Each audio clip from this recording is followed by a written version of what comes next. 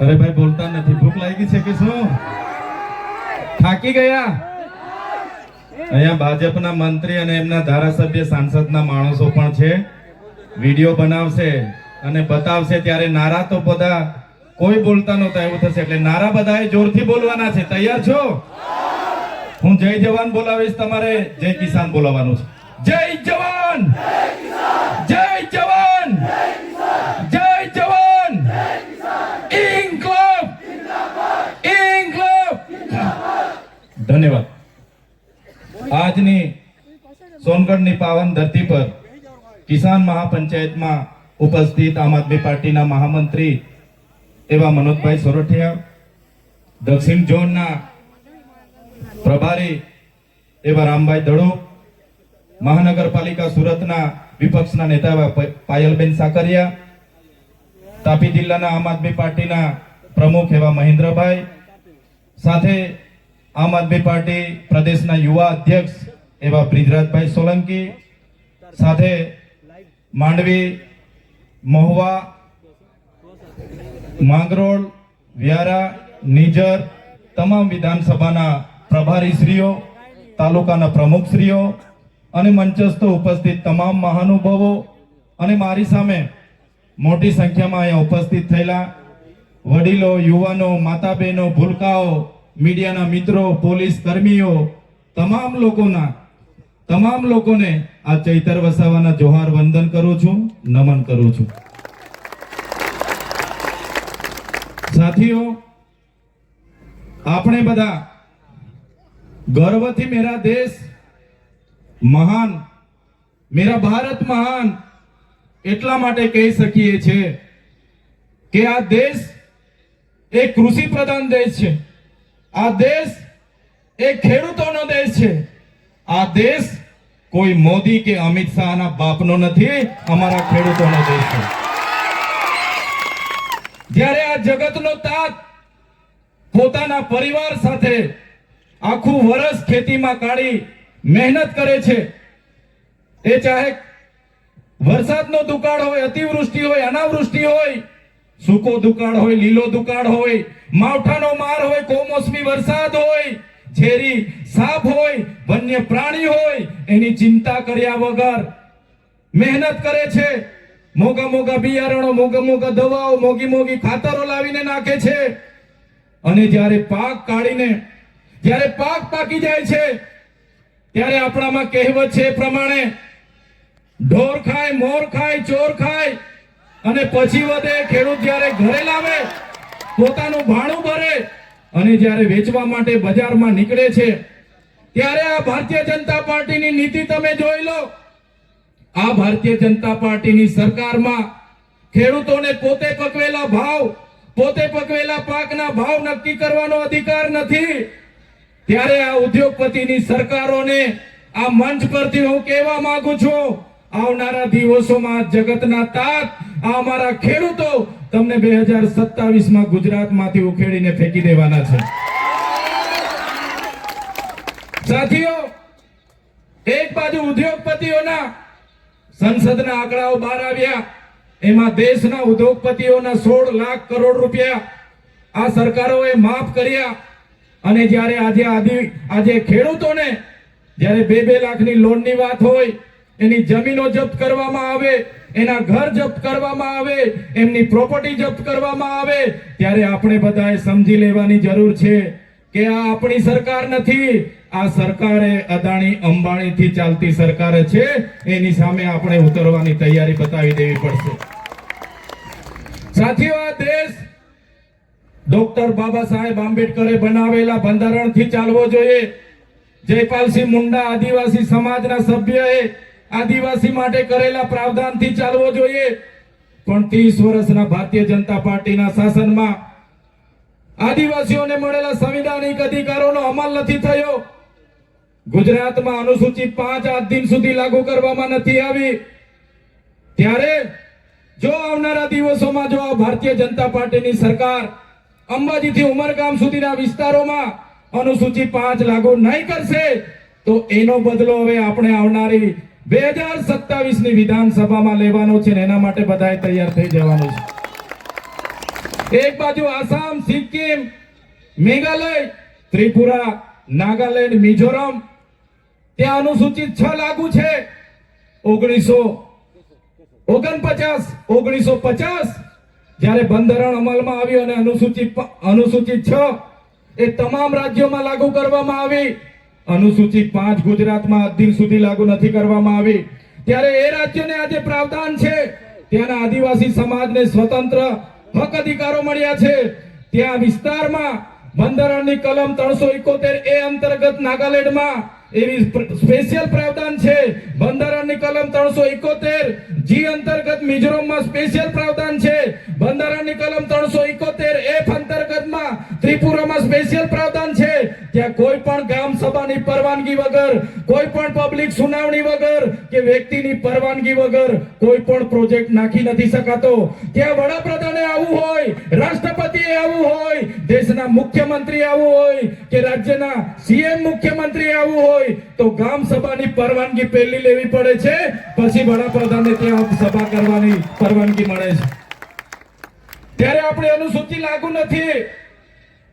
અને એના લીધે તમે જોયું હશે 1972 જ્યારે ઉકાઈ જળાશય આવ્યો, ઉકાઈ જળાશયમાં આપણા ગામડા ખાલી કરી દેવા પડ્યા.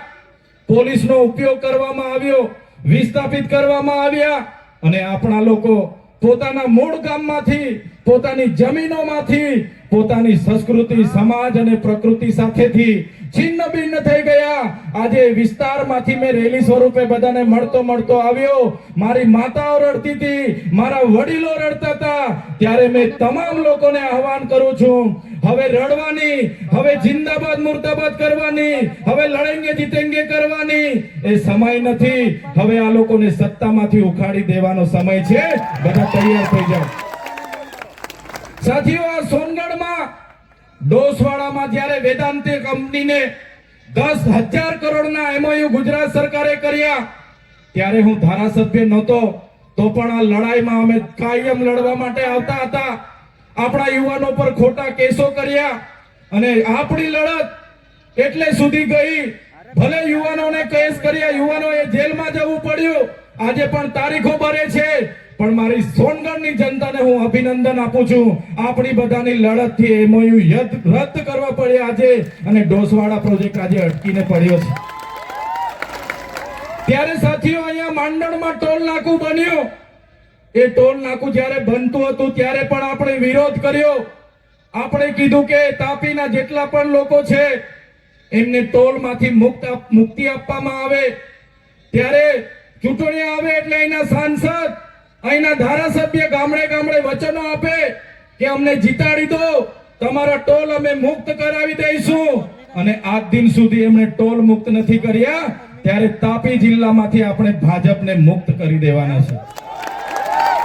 તાપી જિલ્લાને આપણે ભાજપ મુક્ત કરી દઈશું, કેમ કે એમણે વચનો નથી પાડ્યા. અને આજે પણ અમારો કોઈ પણ ખેડૂત શાકભાજી લઈને સુરત માર્કેટમાં જાય એની સાથે ટોલ વાળા હેરાનગતિ કરે છે. ત્યારે એમને હવે ક્યારે માફ નથી કરવાના.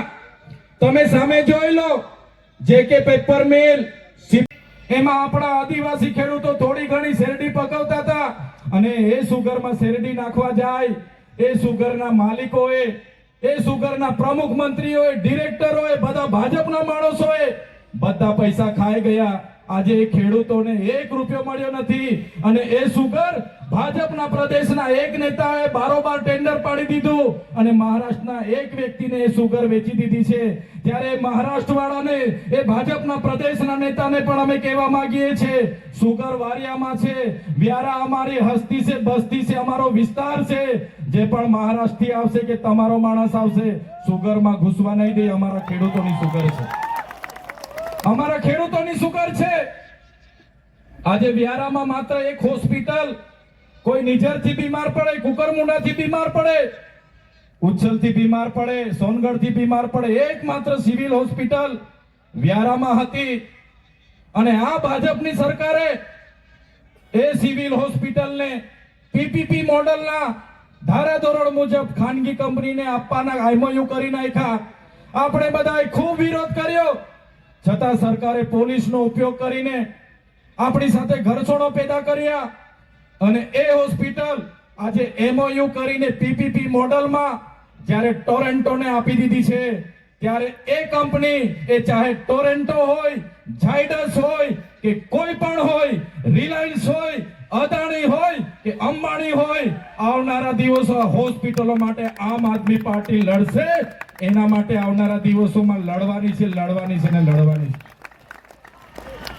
ત્યારે સાથીઓ, આ બધી વાત એટલા માટે તમને કરવી પડે કે આટલા બધા અન્યાય આપણી સાથે થતા હોય, અત્યાચાર આપણી સાથે થતા હોય, દેશના વિકાસમાં આપણે આટલું બધું યોગદાન આપ્યા છતાં આપણો વિકાસ નહીં થતો હોય, તો હવે આવનારા દિવસોમાં યુવાનોએ જાગી જવું પડશે, વડીલોએ આગળ આવવું પડશે, આમ આદમી પાર્ટીના બેનર નીચે આવવું પડશે, અમારા જેવા આગેવાનોના સમર્થનમાં આવવું પડશે, તમારે તાલુકા જિલ્લામાં લડવું પડશે, તમારે વિધાનસભામાં લડવું પડશે, રાજનીતિમાં આવવું પડશે અને આ ભાજપની સરકારને આપણે બધા સાથે મળીને ઉખાડીને ફેંકી દેવું પડશે.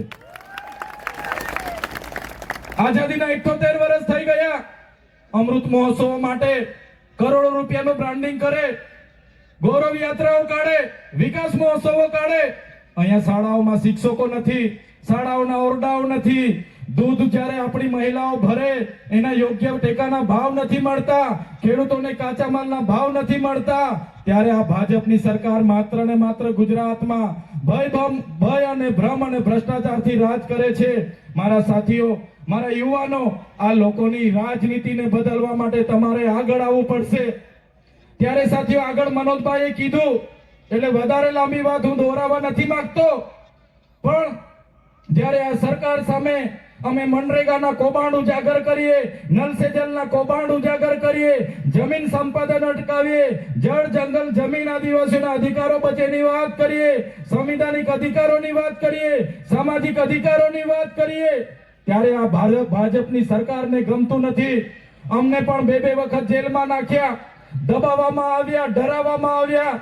ત્યારે આ ભાજપની સરકારના નેતાઓને, એમની પોલીસને એવું હતું કે આ ચૈતર વસાવા ડરી જશે, પણ આ ચૈતર વસાવા ડરવા વાળા નથી, આ ચૈતર વસાવા લડવા વાળા છે. ત્યારે તમે જોયું હશે, જ્યારે મારા જામીન થયા, ભાજપ સરકારના ઇશારે એમના વકીલોએ, એમના પોલીસે ખોટા સોગંદનામા રજૂ કર્યા. એમણે કીધું કે આ ચૈતર વસાવાને અંબાજીથી ઉમરગામ સુધીના 14 જિલ્લામાં એમણે પ્રવેશબંધી ફરમાવો, લોકોને ગેરમાર્ગે દોરે છે. અને એ પ્રકારની વાહિયાત વાતો કરીને જ્યારે એમણે સોગંદનામા રજૂ કર્યા, ત્યારે મારા મત વિસ્તારમાં આજે મને પ્રવેશબંધી છે. હું મારા ડેડિયાપાડામાં જઈ નથી શકતો. ડેડિયાપાડામાં મારું કાર્યાલય છે, મારું ગામ છે, મારો પરિવાર ત્યાં છે, મારું ઘર ત્યાં છે, પણ હું એ વિસ્તારમાં જઈ નથી શકતો. ત્યારે આ ભાજપના નેતાઓને, આ એમની પોલીસને અમે કહેવા માંગીએ છીએ, તમે મને ડેડિયાપાડામાંથી કાઢી નાખશો, તમે મારા નર્મદા જિલ્લામાંથી કાઢી નાખશો, પણ આ ચૈતર વસાવા લોકોના દિલમાં રહી છે, ત્યાંથી ક્યારે તમે મને કાઢી નથી શકવાના. ત્યારે એમને હતું કે નરેન્દ્રભાઈ મોદીને 15મી તારીખે ડેડિયાપાડા લાવશું, દબાવીશું, ડરાવીશું, ધમકાવીશું, સામ દામ દંડ નીતિ અપનાવીશું, ભાજપમાં લાવીશું, ખેસ પહેરાવીશું. ભલભલી ધમકીઓ અમને મળી છે, ભલભલી જેલની ધમકીઓ મળી છે, પણ આ જાહેર મંચ પરથી પ્રદેશના નેતાઓને પણ કહેવા માંગુ છું, જેટલી જેલો કરવાની એટલી કરી લેજો. 2027માં આમ આદમી પાર્ટીની સરકાર આવશે, તમારે બધાની ફાઇલો પણ અમે બધા ખોલવાના છે. ત્યારે અમે કોઈના બાપથી ડરતા નથી, કેમ કે અમે કોઈનું ખોટું કરતા નથી.